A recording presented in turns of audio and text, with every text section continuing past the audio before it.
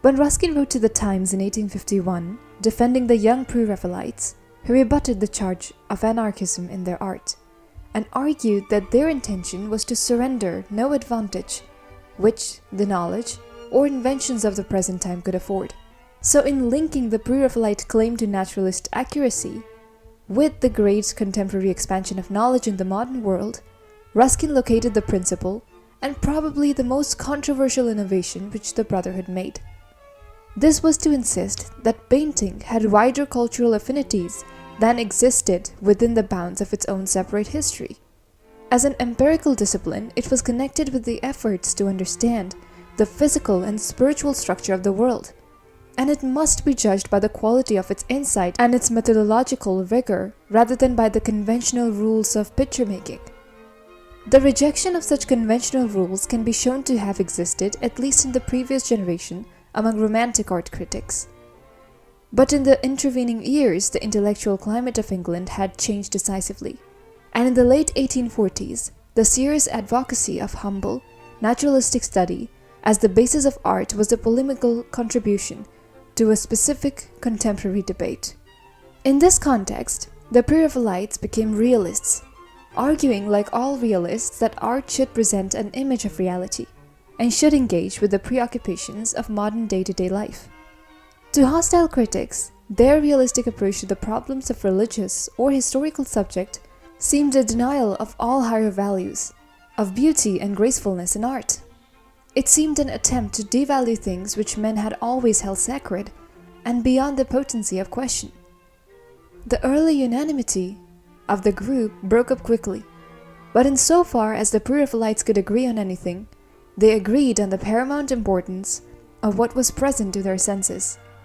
As the individual painters developed, the forms and subjects of their art changed, but the characteristic, minute style of English realism was worked out in these early years, and it remained for most of the century in England the most forceful vehicle of visual expression. Unlike French realists, the English Pre-Raphaelites found no doubt about the ability of humble study and diligent research to uncover the reality of past. The historical novel, basically. They shared indeed the positivists a belief that it was impossible to apprehend the present in its full reality without consciousness of its past. A view, whether in painting or in sociological study of the here and now, could in no way absolve artists or scientists from the attempt at historical understanding. In this respect, English realists were closer to the literary naturalism of Zola than to the stern modernism of Courbet, who argued that the only truthful history painting was that undertaken by artists of the same epoch as the events they portrayed. Ruskin's defense of Pre-Raphaelitism in 1851 was based solely on what he saw as painters' technical excellence and the achieved accuracy of their realism. In the 50s, George Eliot credentials as a member of the English group of positivist thinkers who were concerned to find a new empirical base for art. She became the editorial power behind the Westminster Review, and was thus seen to take on a mantle of philosophical radicalism inherited from the journal's founder J.S. Mill. Socially and intellectually, she was associated with scientific positivists like Herbert Spencer and George Lewis. George Eliot, a pseudonym for Mary Ann Evans, is often called a realist. Critics usually cite two important pieces of supporting evidence, other than whatever realism they can find in novels themselves. The first piece of evidence is George Eliot's review of Ruskin's Modern Painters in the Westminster Review. This volume helped form her own ideas on art, and this was inspired from the Pre-Raphaelites. In a letter written in February 1856, she endorses Ruskin's doctrine of realism. The truth of infinite value is realism, the doctrine that all truth and beauty are to be attained by a humble and faithful study of nature. But Pre-Raphaelitism was not the only school of art that impressed George Eliot with the ethical force of its realism.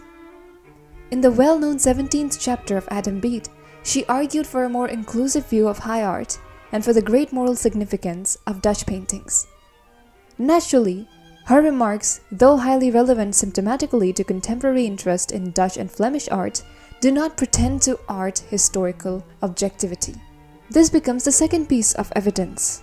on the rare, precious quality of truthfulness in Dutch paintings. She avoids an arbitrary picture and tries to give a faithful account of men and things as they have mirrored themselves in her mind. And she concludes with a plea that there should always be a place in art for faithful representing of commonplace things. Keeping the realistic or realism movement as her base, she works upon other ideas that build upon the realistic values, the first one being her conception of sympathy. For George Eliot, sympathy lies near the heart of moral life. Her particular view of sympathy has little to do with selfless benevolence. We should distrust a man, she writes, who set up shop purely for the good of the community. Such disinterested officiousness, as she termed it, stands opposed to true acts of sympathy that involve a difficult psychic negotiation between self and other. Though sympathy is crucial concern to George Eliot throughout her career, it has a special meaning in the fiction of her mid-career, because here her concern about sympathy begins to transform her entire treatment of social and moral problems. In her work, sympathy depends absolutely upon a division in the psyche, a split in consciousness that permits two confronting or conflicting views to exist simultaneously. This mental division is the material of conscience. Her early novels treat sympathy mainly in terms of the relations between well-acquainted individuals, usually of the same family or small community.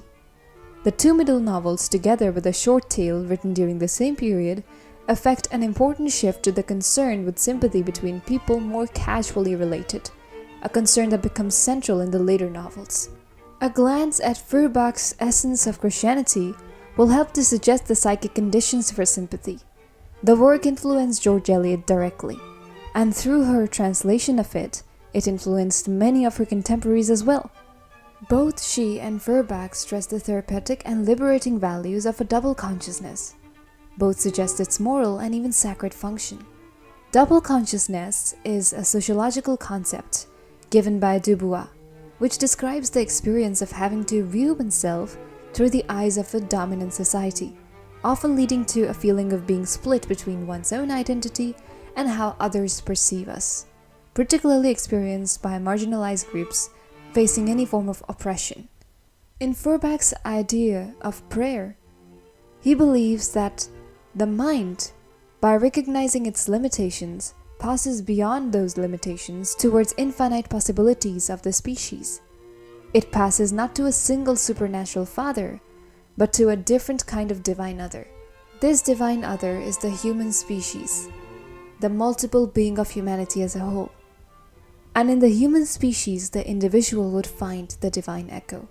This view of other human beings radically changes an individual's relation to others from what it was in a Christian framework. When fellow creatures replace divinity, they cease to be enemies and become, in the sheer fact of their difference, an infinitely valuable resource. Feuerbach cherishes the qualitative, critical difference between men, and he faults Christianity because it extinguishes this qualitative distinction. It sets the same stamp on all men alike. Such carelessness about individual differences creates an exaggerated subjectivity that cripples moral life. In other words, the differences between me and my fellow creatures establish both the limits of my own feelings and also the marvelous possibilities available to me as a human being. They confirm my possibilities and limit my failures. In this reciprocal relationship, one individual extends and completes the best possibilities of the other. This model of individual relationship closely resembles George Eliot's idea of sympathy. In her novels, any constructive action must be preceded by the recognition of difference between oneself and another, or between the differing impulses of one's own complex motivation. From here we move on to the second thing that came out of George Eliot's idea of realism, and that is her religion of humanity. The real crisis in George Eliot's history came out not when she broke with Christianity, but when she broke with pantheism. For only then did she have to ask herself if life had any meaning without God. After her rejection of Christianity in the early 1840s, Eliot still lived in a universe which was divinely sustained, and although she no longer believed in personal immortality, she still felt that man's spiritual nature linked him to God. From Hurnell, Spinoza, Wordsworth, Carlyle, and Bray, she derived a pantheism in which God is immanent in the laws of nature and the mind of man. The universe is benevolently disposed towards man and is responsive to the needs of human heart. The purpose of life, the highest good, is to know and love God, and to put oneself in harmony with His will. While endowing all existence with a divine presence and purpose, pantheism satisfied George Eliot's need for a sense of religious orientation in the cosmos.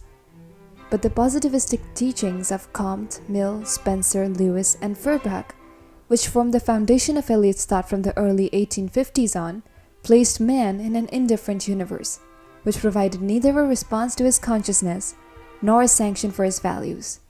The positivistic cosmology led Eliot to see life as essentially tragic, the tragedy lying in the disparity between inward and outward, between the passionate impulses and the needs of man, and the dispassionate order of things, which more often than not frustrates human will and desire.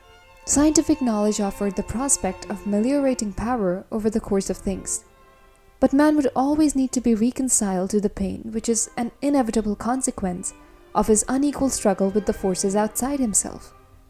The great question for Eliot, as well as many of our contemporaries and ours, was how can man lead a meaningful, morally satisfying life in an absurd universe? This is where I'm hinting towards absurdism, because the theatre of the absurd was also quite prominent during this time, and for sure Eliot was influenced by the theatre of the absurd. What Eliot needed, of course, was a new religion, a religion which would mediate between man and the alien cosmos, as the old religions had done, but which would do so without escaping into illusion, without denying that the cosmos is indeed alien. Eliot sympathized with those who needed the support of conventional religion, for she saw that we all need a sense of belonging, a way of sustaining loneliness and frustration, a means of somehow understanding and controlling the indifferent, mysterious otherness outside of ourselves. Eliot felt that the power and the value of traditional religion lay in its ability to satisfy those needs, and she had no wish to disturb those whose needs were so strong that they were unable to face reality or to do with less than the absolute satisfactions of orthodox belief. But she felt that it was possible to satisfy man's needs for a sense of moral relation to the world, though not certainly all of his egoistic cravings, without the illusion of God. The religion of the future, Eliot felt, would be a religion not of God, but of man, a religion of humanity. Feuerbach taught, in fact, that the religions of the past have been truly religions of humanity, but unconsciously so. So the religion of the future will consciously worship man. The third thing that came out of Eliot's idea of realism was Eliot's moral order. The moral order is manifested in love and fellow feeling between individuals, in the products and traditions of human culture, in the laws and institutions of society, in the creed, symbol, and ceremonies of religion. In general, in any human institution or activity, which, by interposing itself between the individual and the alien cosmos, lessens the disparity between inward and outward and humanizes the world. The moral order is not independent of the cosmic or the non-moral order, but exists within it and is in some respect a product of it. Darwin, Spencer, Lewis, and Huxley explained that the cosmic process, which has no relation to moral ends, produced human society, or what Huxley called the ethical process, by virtue of the survival value of social union. Since those societies whose members were most devoted to the common welfare were naturally selected, the cosmic process, whose principle is aggressiveness and competition, gave rise to the ethical process, the moral order, whose principle is cooperation. And from this arises the concept of social factor. George Eliot spoke of G.H. Lewis's concept of social factor in psychology as the supremely interesting element in the thinking of our time. According to Lewis, human psychic phenomena cannot be fully explained unless they are regarded as the product of our organic inheritance from the past and of our interaction with the super-organically evolved social medium. Man is a product of both the animal kingdom and the social organism. The soul of man has thus a double root, a double history. man's egoistic impulses, his concern for himself at the expense of others, are manifestations of his animal nature. But his moral life, his desire for the welfare of others, is largely consequence of his relation to society. Civilization, not primitive nature, is the source of our highest life and our greatest good. The law of animal action is individualism. Its motto is each for himself against all. The ideal of human action is altruism. Its motto is each with others, all for each. The moral lives of George Eliot's characters, their sense of duty and rectitude, of personal significance and spiritual satisfaction, are very largely determined by the extent to which the social experience of the race and the will of society have shaped their attitudes, and by the degree to which they feel themselves to be a part of a corporate existence which is greater than themselves. Tradition, Eliot felt, is the basis of our best life. Moral life is based on sentiment, and our sentiments may be called organized traditions. Sentiments save existence from absurdity, for it hallows and sanctifies that which reason finds meaningless or relative. Sentiment moves us to acts of goodness, of unselfishness, of reverence, for which reason provides no motivation or rationale. In morality, reason is the servant of desire. Socially inspired sentiments are far more trustworthy as guides, and effective as sources of ethical action. One of the most valuable social feelings for Eliot is the sense of identification with a racial, political, social, or religious group, or with a historical tradition, which gives us the feeling of being part of a worthy corporate body.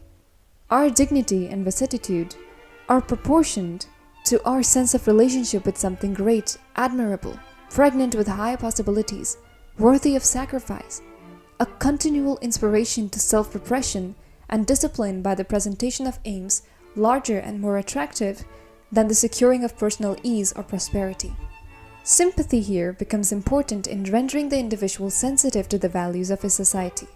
Our own experiences, when combined with vision and sympathy, unites us with others, reducing the disparity between the inner and the outward world of ourselves, and prompting us to function as a mediator for others.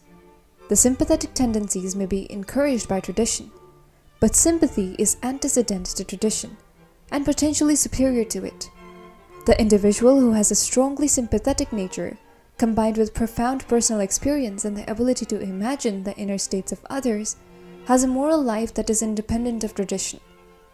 He has a more highly developed conscience and a truer sense of good and evil that tradition in its present state of development could supply. The sympathetic tendencies can lead a person to rebel against the harsh usages of tradition, even when such rebellion involves great personal risk. But sometimes sympathy becomes a little difficult to be aroused out of the reader's end. George Eliot's representation of the mental condition of the Emmet-like Dodsons and Trullivers in The Mill on the Floss confronted her readers with a challenge. Why should we sympathize with the prejudices, parsimony, and clannish pride? Her narrator declares that it is necessary for us to feel the oppressive narrowness of their mental condition if we care to understand how it acted on the lives of Tom and Maggie, how it has acted on young natures of many generations. In generation after generation, young natures rise above the mental developments of their elders, and this causes a sense of oppression in them. She characterizes the world as human things, which is tending to advance via the mind or mental levels which surpass those of parents and grandparents. A dilemma arises from this advance, because as our minds progress, we feel a backward tug and an attendant commitment to the ones we have superseded.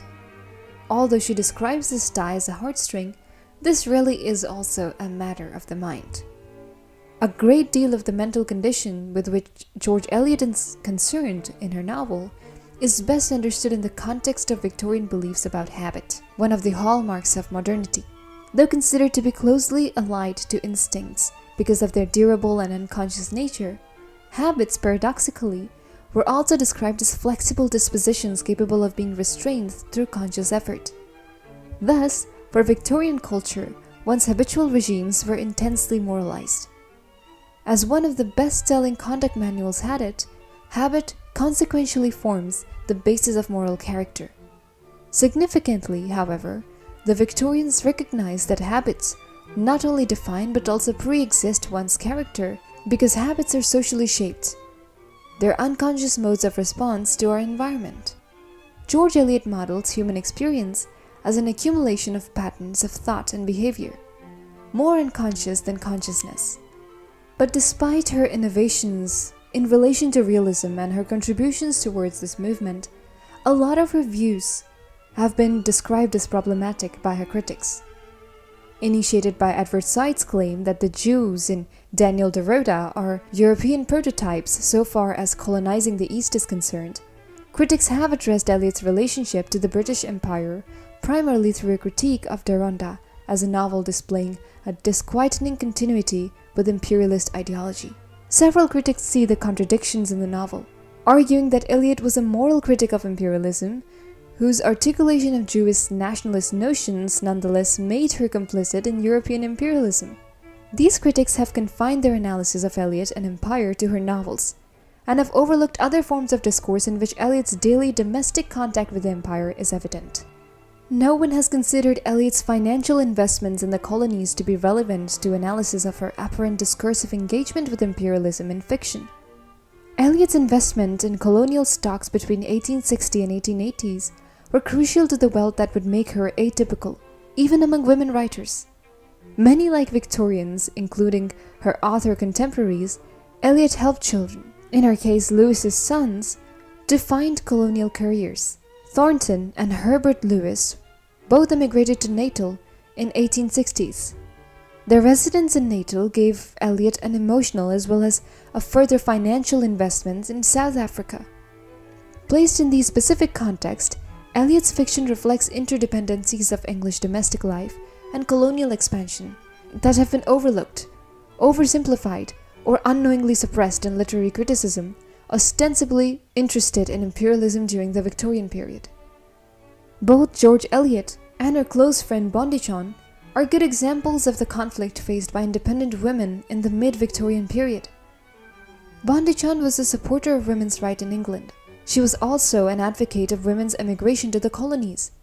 Her observations about investing in the empire suggest that colonies could provide a middle-class woman at home with opportunities for financial independence similar to those available to women who emigrated. From a later feminist perspective, Bondichon's position is ideologically inconsistent. In undermining patriarchal laws, she nevertheless underwrote the economic development of the colonies, raising money to send young women to fill service positions in colonial households. She did not perceive, as many feminists do now, a continuity in the systematic oppression of women whose property was taken from their husbands and colonized subjects whose property was taken from them by the colonists. Some of the successes of Bondichon's early feminism seem purchased, at least indirectly, at the expense of native men and women in the colonies, to which she encouraged emigration, like Australia, New Zealand, and South Africa. So this is where we see a fumbling position of George Eliot. But keeping these parts of her life aside, George Eliot did bring a great change to the way literature is viewed from the point of views, from the way in which women writers are viewed by male critics.